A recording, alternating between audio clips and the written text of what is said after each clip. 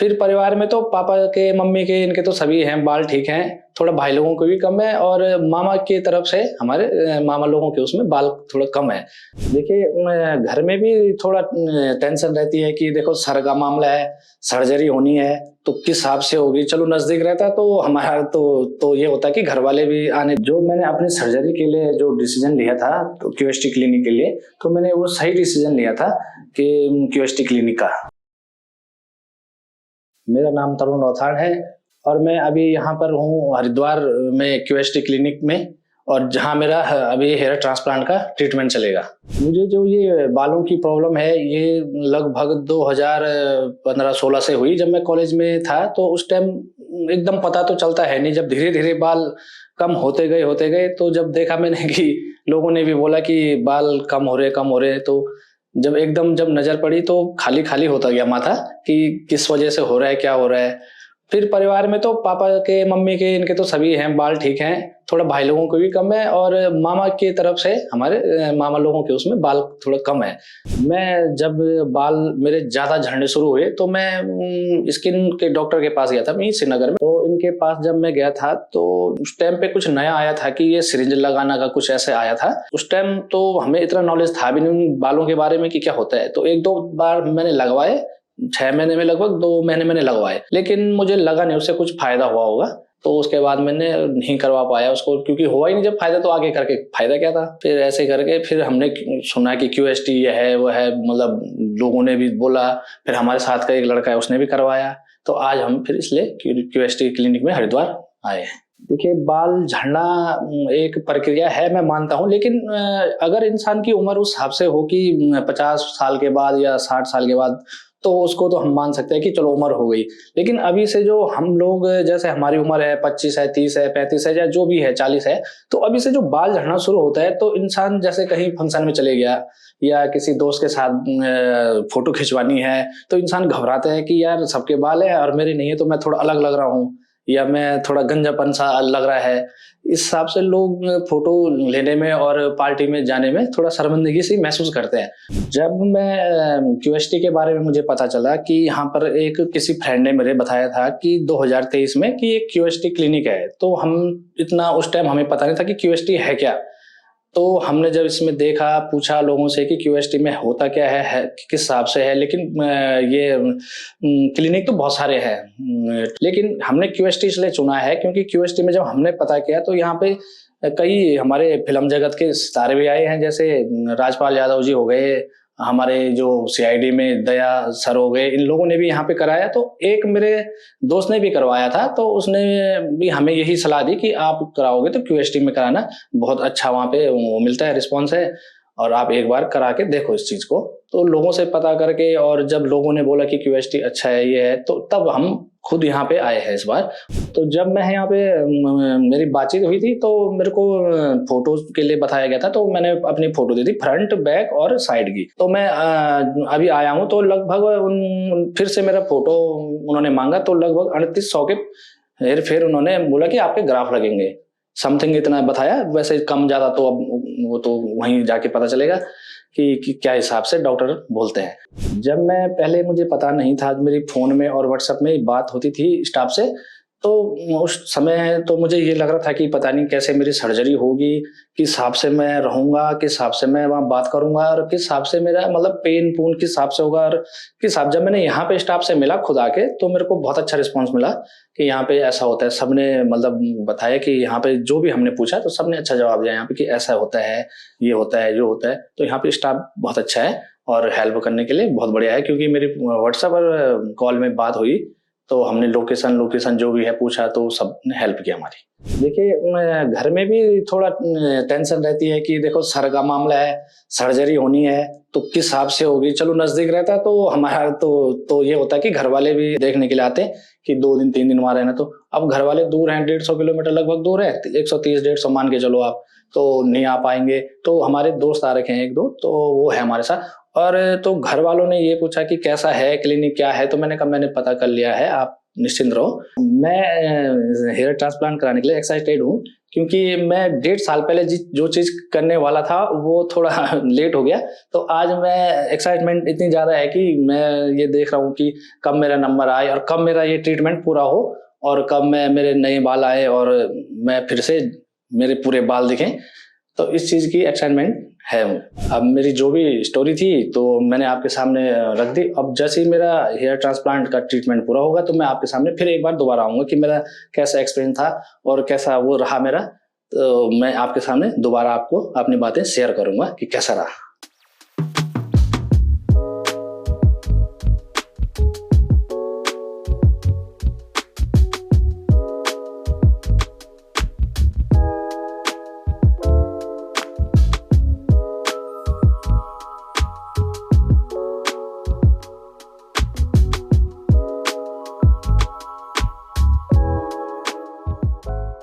Detailed scalp analysis के बाद हमारे एक्सपर्ट्स ने सबसे पहले पेशेंट के हेड को केयरफुली शेव किया ताकि पूरा स्कैल्प क्लियरली विजिबल हो। इसके बाद स्कैल्प को अच्छे से क्लेंस किया गया ताकि सारी इम्प्योरिटीज दूर हो जाए। देन हमारे एक्सपर्ट्स ने पेशेंट के फेशियल फीचर्स के अकॉर्डिंग हेयरलाइन डिजाइन करी। हेयरलाइन सिर्फ एक स्ट्रेट लाइन नहीं होती बल्कि एक बैलेंस्ड ब्लूप्रिंट होती है जो पेशेंट के फेस को यंग और प्रोपोर्शनेट लुक देती है। इसके साथ ही पेशेंट के फ्रंटल एरिया और मिड स्कैल्प को केयरफुली मार्क करते हुए आउटलाइन बनाई गई। क्राउन रीजन को भी सेपरेटली एनसर्कल किया गया। ये सारी मार्किंग सर्जरी के लिए एक प्रिसाइज रोड मैप क्रिएट करती है। इससे सर्जन को क्लैरिटी मिलती है कि किस एरिया में कितने ग्राफ्ट्स की नीड है और पेशेंट को भी अपने फ्यूचर लुक का क्लियर विजुअल आइडिया मिल जाता है। देखिए, आज मेरी सर्जरी हुई है, कंप्लीट हो गई है मेरी सर्जरी। और इस सर्जरी में मैं लगभग सुबह 8 बजे आ चुका था। लगभग 8 से और ये मान के चलो 5-6 बजे तक मेरा सर्जरी का काम हुआ। और उसके बाद मैं इसके बाद यहाँ पे आया हूँ आप सबके बीच। जैसे कि मैंने पहले पिछली वीडियो में कहा था कि सर्जरी के बाद मैं आपसे मिलूंगा। तो हल्का फुल्का पेन तो चलता है, फिर आपके साथ यहाँ पे जो स्टाफ है वो बहुत हेल्प करते हैं हमारी। तो कुछ भी दिक्कत होती है वो बीच बीच में हमसे पूछते रहते हैं कि आपको कोई दिक्कत है, कोई प्रॉब्लम है। तो ऐसा कुछ नहीं है, आप एक बार जरूर यहाँ पे आए और QST में हरिद्वार, और जिनके साथ मतलब ऐसा है कि बाल झड़ रहे हैं या बाल निकल गए हैं तो उनको जरूर आना चाहिए यहाँ पे। जो मैंने अपनी सर्जरी के लिए जो डिसीजन लिया था तो QST क्लिनिक के लिए, तो मैंने वो सही डिसीजन लिया था कि QST क्लिनिक का। जब मैंने अपना नया लुक को देखा तो मैं काफ़ी एक्साइटेड हुआ और काफ़ी खुश हुआ कि मेरे बाल फिर से आ गए और मेरे बहुत प्रसन्नता हुई मुझे इस चीज़ से। अब जब मैं अगली बार यहाँ पे आऊँगा अपनी PRP के लिए तो मैं फिर से आपके सामने दोबारा आऊँगा और दोबारा आपको बताऊंगा कि मेरे बालों में कितना ग्रोथ हुआ, क्या हुआ। अब मिलते हैं गाइस अपने नए रिजल्ट और नए PRP के बाद।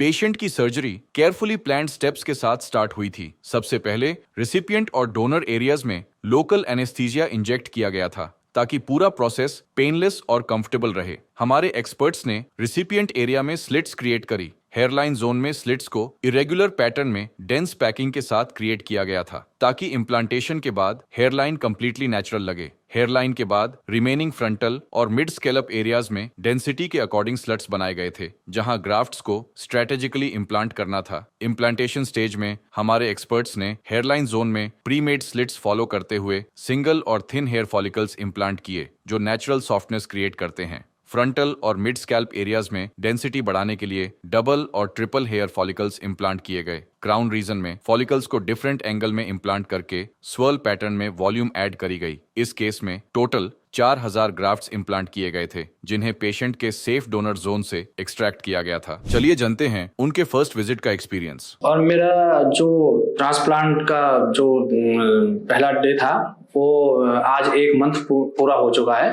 1 तारीख को मेरा ट्रांसप्लांट हुआ था और आज मेरी पहली PRP है। तो आज मैं यहाँ पर आया हूँ। तो जब मैं यहाँ पे से हेयर ट्रांसप्लांट के बाद यहाँ से घर गया तो उसके बाद मुझे मतलब ऐसा लग रहा था कि मैं कैसे करूँगा, कैसे मैं दवाई करूँगा और कैसे मेडिसिन लूंगा और कैसे मैं अपना हेड वॉश जो हम 5-6 दिन बाद करते हैं, तो वो जो यहाँ की जो टीम थी QST की, वो लगातार हमसे फोन में बनी रहती है कि आपको कोई प्रॉब्लम है, कोई क्वेरी है, तो आप हमसे वो कर सकते हैं, बता सकते हैं कॉल करके या मैसेज करके। जब मैं यहाँ से गया तो उसके बाद मेरी 9 या 10 दिन की दवाइयाँ थी। और आपको जो नाइट को या जो भी सोना है, तो वो हेड को एक पोजीशन में, सीधे पोजीशन में सिर्फ सोना है, क्योंकि हमारे जो ग्राफ्ट होते हैं तो वो हम निकल सकते हैं या डैमेज हो सकते हैं, इसलिए हमें एक पोजीशन में सोना पड़ता है। तो उसके बाद हमारा हेड वॉश होता है, तो यहाँ से हमें टीम लगातार बताती रहती है और हमारी जो डेली की फोटो अपडेट होती है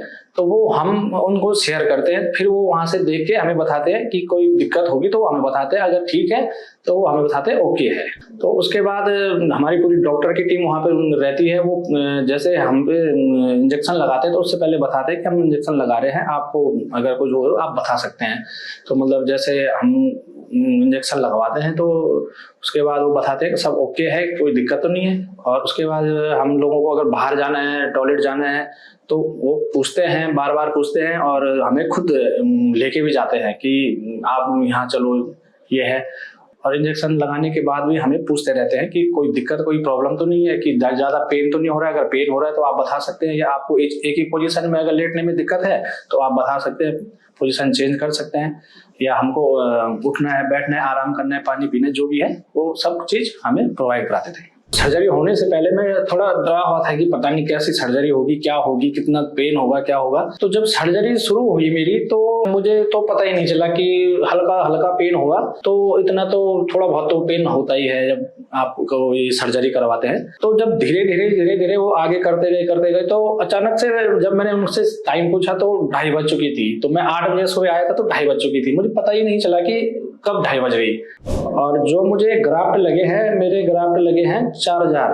और जो आप देख सकते हैं ये चीज मेरी यहाँ पे कम थे और ये ग्राफ्ट यहाँ पे लग चुके हैं और ये पूरा भर चुका है, ये देखिए आप। और जैसे कि मुझे डॉक्टर लोगों ने बताया था कि मेरे बाल जो है आने लगेंगे, और आने के बाद पहले ये हल्के हल्के आएंगे, फिर उसके बाद 3 से 4 महीने बाद ये फिर से अपना ग्रोथ सही से करना शुरू कर देंगे। ये देखिए, जैसे कि आप देख सकते हैं मेरे बाल ये छोटे छोटे तो आ गए हैं, ये देख सकते हैं आप। और अभी मेरा शेडिंग फेज चालू है।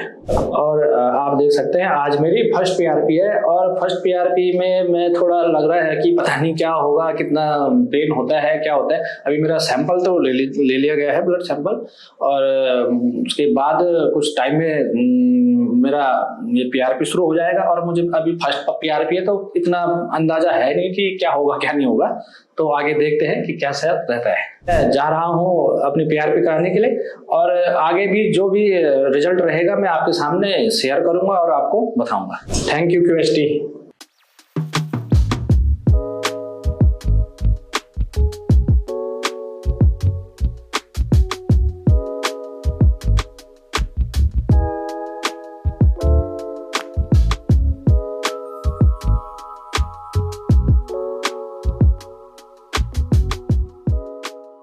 और आज मेरी जो हेयर ट्रांसप्लांट है, तो आज मुझे 4 महीने हो चुके हैं और मैं यहाँ पे अपनी 3rd PRP के लिए आया हूँ QST।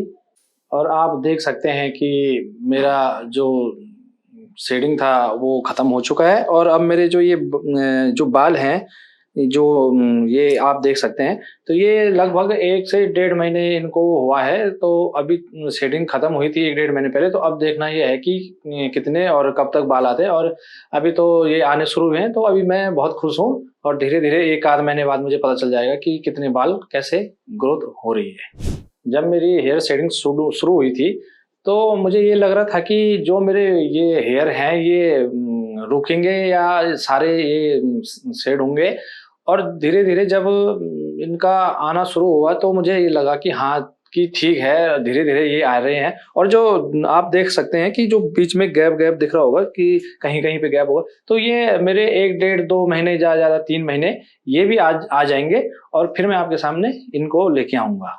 मैं जब मेरे हेयर ट्रांसप्लांट नहीं हुए थे तो उस समय मुझे कहीं जाने में या कहीं शादी में जाने में, फोटो खिंचाने में, कैमरे के आगे जाने में मतलब थोड़ा हिचकिचाहट होती थी कि मेरे जो गंजापन है वो दिख रहा है, और मैं कैसे जाऊं, और कहीं पे भी जाना होता था तो मतलब थोड़ा आदमी ऐसा होता था कि मैं फोटो कैसे खिंचाऊं, क्या खिंचाऊं। तो लेकिन जब से मैंने हेयर ट्रांसप्लांट किया है तब से लोगों ने यही कहा है कि अब तो ठीक लग रहा है, बाल भी सही आ गए हैं और हेयर काफी अच्छे ग्रो हो रहे हैं, और मतलब लग नहीं रहा है कि आपने ट्रांसप्लांट कराया है, लग रहा है कि ओरिजिनल हिसाब से, मतलब जैसे कि आपके बाल पहले से थे। तो जब मेरा हेयर ट्रांसप्लांट नहीं हुआ था तो उस समय जब मैं घर से बाहर निकलता था तो उस टाइम तो जब बाल थे नहीं तो उस टाइम ऐसा लगता था कि क्या बाल बनाने, बाल तो है नहीं, ऐसी टोपी पहनी, ऐसे ही थोड़ा इधर उधर के हाथ से चले। और अब जब मैंने ट्रांसप्लांट करने के बाद जब मेरे बाल आने शुरू हुए, हेयर आने शुरू हुए, तो उसके बाद थोड़ा अपने आप को शीशे में देखना और थोड़ा देखना बाल कितने आए, कितने झड़े, कितने क्या हुए। तो अब थोड़ा टाइम लगता है आने-जाने में। तो जब मैं यहाँ पर आया था हेयर ट्रांसप्लांट के लिए क्यूएसटी में, तो उस समय जो मेरे हेयर की जो कंडीशन थी वो यहाँ ये लगभग ये जो एरिया आप देख रहे होंगे, तो ये पूरा खाली-खाली सा था। थोड़ा ये खाली था, ये दोनों जगह, और बीच-बीच में यहाँ पे, तो मेरे लगभग 4000 ग्राफ्ट इस एरिया में लग चुके हैं। ये आप देख रहे होंगे भरा-भरा सा है, ये वाला और ये वाला। और जैसे आप देख सकते हैं मेरा डोनर एरिया, ये देखिए, ये पूरा उस टाइम उस डोनर एरिया से जो हेयर लिए गए थे, तो अब ये आ चुके हैं, ये आप देख सकते हैं। जैसे लोग बोलते हैं कटिंग नहीं करवा सकते, मैंने कटिंग जो मैंने कराई है, जो अपने आप को लुक देने के लिए कि यहाँ से थोड़ा बाल थोड़ा छोटे बड़े हो चुके थे, तो हल्का-हल्का यहाँ से मैंने आप कटिंग कराया, आप देख सकते हैं। जब मैं सैलून में जाता हूँ तो जैसे जो लोग मुझे पहले से देख के आ रहे हैं कि मेरे हेयर काफ़ी नहीं थे, और जब मैंने ट्रांसप्लांट कराने के बाद अब जाता हूँ तो वो मुझे देख के ऐसे चौंक जाते हैं कि अचानक ये क्या हो गया कि हेयर अपना आप कहाँ से ये शुरू हो गए आने। तो वो पूछते हैं कि क्या ट्रीटमेंट है, क्या दवाई लगाई, कि विक लगाई, क्या लगाई। तो वो सोचते हैं कि ये जो हेयर हमने लगा रखे हैं ये ऐसी है कि आर्टिफिशियल है, कि ऐसा है वैसा है। कोई लोग बोलते हैं कि दवाई है, क्या दवाई है लगाने की, क्या है क्या नहीं। जैसे कि कई लोग जैसे ऑपरेशन कराने के लिए बोलते हैं कि हेयर ट्रांसप्लांट कैसे कराएं, क्या कराएं। तो मैं उन लोगों को एक बात कहना चाहता हूँ। जब मैं भी यहाँ पे ट्रांसप्लांट कराने के लिए आया था तो मेरे मन में भी बहुत सवाल थे कि कराऊं, कैसे कराऊं, दर्द होगा, इन्फेक्शन होगा, दवाइयाँ होंगी, रिएक्शन ना हो जाए, अल्लड़ा ना हो जाए, फलाना ना हो जाए। तो जाहिर है सबके दिमाग में ये बात आती है। लेकिन जब मैं खुद आया और मैंने खुद देखा, आज मुझे 4 महीने हो गए हैं, तो मैंने खुद देखा ऐसा कुछ नहीं है। लोग ये चीज़ें बोलते हैं कि दवाई खाने से रिएक्शन हो जाएगा और सर में पेन रहता है, पता नहीं कैसा होगा, सूजन रहेगी, कब तक रहेगी, कैसे रहेगी, क्या रहेगी। लेकिन ऐसा कुछ नहीं है, हल्का-फुल्का पेन तो आपको हल्का-फुल्का पेन होगा, आपको इतना पता भी नहीं चलेगा। और लेकिन जब रिज़ल्ट आएगा 4 महीने, 3 महीने, 5 महीने, 6 महीने बाद, तो आप लोग उस पेन को खुद ही भूल जाएँगे कि चलो मेरा पेन जो भी था थोड़ा बहुत, तो उससे मेरे बाल भी आ गए, हेयर आ गए, अच्छे हेयर आ गए। तो लोग अफ़वाह फैलाते हैं कि औरों को भी बोलते हैं, जैसे दूसरे ने पूछा कि कैसा है क्या है? तो ऐसा कुछ नहीं है। आप एक बार मैंने यहाँ पे आने से पहले डॉक्टरों से भी पूछा कि सर कैसा होगा, क्या होगा? क्योंकि इंसान तो कुछ भी ऑपरेशन कराने से पहले घबराता है कि कैसे कराएँ, क्या कराएँ? तो मैं यहाँ पे जब आया था तो मैंने उनसे भी बातचीत की कि कैसे होगा? तो उन्होंने कहा ऐसा कुछ नहीं है, आप स्टाफ ने बहुत हेल्प की, और वो सब कुछ नहीं है, आप अफ़वाहों में मत पड़ो, आप जिसको कराना है आप तुरंत आओ और ये कराओ क्यूएसटी में। आज मैं यहाँ पे सुबह आया तो मेरी 3rd पीआरपी थी। तो पीआरपी में होता क्या है कि जैसे आपका सैंपल लेंगे, ब्लड सैंपल लेंगे, उसके बाद आपको ये डॉक्टर बुलाएँगे कि आपकी पीआरपी होनी है, और उसके बाद वो अपना जो भी पीआरपी देंगे आपको। और पीआरपी इसलिए ज़रूरी है, कई लोग क्या कराते हैं हेयर ट्रांसप्लांट कराने के बाद पीआरपी नहीं करवाते। तो मैं आपको ये बता दूँ पीआरपी करवानी ज़रूरी है, इससे हेयर की ग्रोथ अच्छी होती है, और हेयर को जो आने में जो भी है वो अच्छा, मतलब टाइम जो है वो अच्छा टाइम मिल जाएगा, और जो हेयर हैं आपके अच्छे हो जाएँगे। और ये थी मेरी 4th मंथ की ये हेयर ट्रांसप्लांट की स्टोरी। और मैं जब आपके पास दोबारा आऊँगा, 1 महीने, 2 महीने, 3 महीने जभी भी आऊँगा, तो मैं आपको और अच्छी जो मेरी हेयर की ग्रोथ होगी, मैं आपके सामने फिर आऊँगा और अच्छी हेयर की ग्रोथ लेके आऊँगा।